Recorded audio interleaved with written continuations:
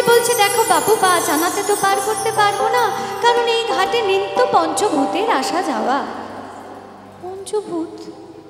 সখীগণ বলছে, বলো কি হে মাঝি, এ ঘাটে আপনার নিত্য যাতায়াত করি, এ ঘাটে ভূত আছে বলে তো কখনো শুনিনি। মাঝি বললেন, এই পঞ্চভূত কি সেই পঞ্চভূত? বললেন, ক্ষিতি অপ তেজ মরুদ্গম, যা দিয়ে আমাদের এই দেহ গঠিত হয়েছে। আমরা প্রার্থনা করলে শুধু আমার জন্যই প্রার্থনা করি, ভগবান এটা দাও, ভগবান ওটা দিও, ভগবান আমার সন্তানের ওটা করো, তার ওটা করো, সে তার সেটা করো। তাই ভগবান বললেন, যে দেহ এই পঞ্চভূতেই বিলীন হবে, যে অর্থাৎ যে দেহ আমার কাছেই ফিরে আসবে, সেই দেহের চাহিদা কিসের? তাই বলছে, ঘাটে পঞ্চভূতের আসা যাওয়া